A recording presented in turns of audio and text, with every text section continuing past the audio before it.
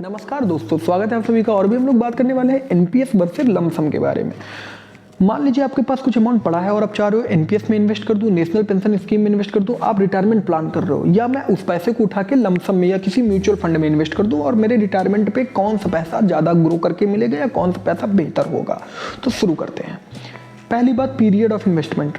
NPS आप 60 साल तक इन्वेस्ट करोगे और लमसम में आप कब तक इन्वेस्ट करोगे? जितना मन हो, जहाँ तक मन हो आप इन्वेस्ट कर सकते हो।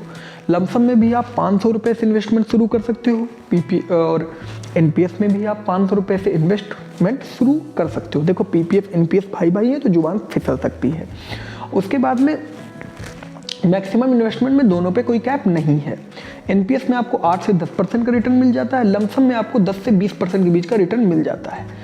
लेकिन अब इन दोनों में से एज ए रिटायरमेंट प्लान बेहतर क्या होगा? आप एक बात मेरी मान के चलो। देखो, एनपीएस में जो भी इन्वेस्टमेंट आपने किया है वो गवर्नमेंट ऑफ इंडिया के पास किया है, और लमसम में जो भी इन्वेस्टमेंट आपने किया है वो किसी प्राइवेट कंपनी में किया है। किसे ज़्यादा ट्रस्ट करोगे, सरकार को या प्राइवेट कंपनी को?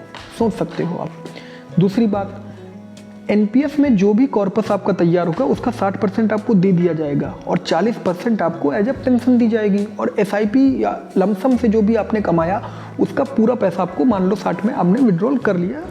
तो अब आप सोचो यार, तो ये तो नॉर्मल बात है, कुछ कोई खास बात नहीं, लेकिन यहाँ पे बहुत बड़ी खास बात है।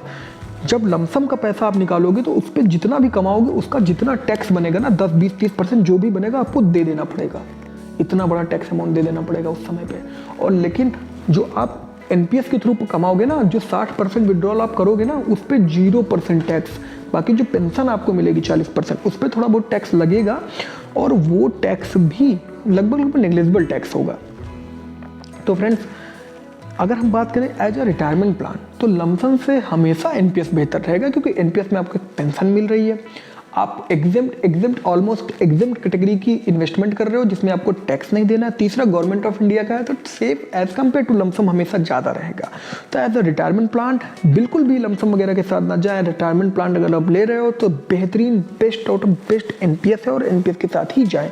और अगर प्री मैच्योर विड्रॉल की करें तो ऐसा नहीं कि एनपीएस का पैसा 60 की उम्र तक फंस गया। आप एनपीएस का पैसा निकाल भी सकते हैं 3 साल के फेज पे 25% तक का अपनी इन्वेस्टमेंट का निकाल सकते हो, और लमसम के केस में आप नहीं निकाल सकते।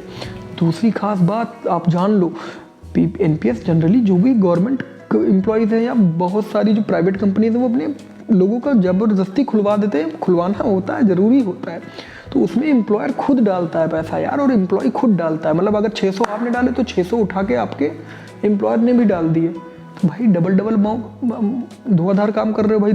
5,000 तुम्हारा, 5,000 एम्प्लॉय का 10,000 पड़ गया भाई। तो तुम तो पहले से ही 50% हर मंथ लेकर चल रहे हो एक्स्ट्रा। तो एनपीएस को कौन बीट कर पाएगा इन्वेस्टमेंट में या रिटायरमेंट प्लान में? तो एनपीएस सबसे बेस्ट है रिटायरमेंट प्लान में। फ्रेंड्स, कैसी लगी आपको वीडियो? अगर वीडियो अच्छी लगी हो तो वीडियो को लाइक करें, चैनल को सब्सक्राइब करें और शेयर करें इस वीडियो को। और अगर आपको और डिटेल्ड वीडियो चाहिए तो नीचे कमेंट करें, जिसमें हम आपको charts and all the analytics के साथ आपको मैं और बेहतरीन तरीके से समझा दूँ कि इन दोनों में से बेहतर क्या है। या आपको किसी भी पर्टिकुलर टॉपिक की वीडियो चाहिए तो कमेंट में ज़रूर बता दें फ्रेंड्स।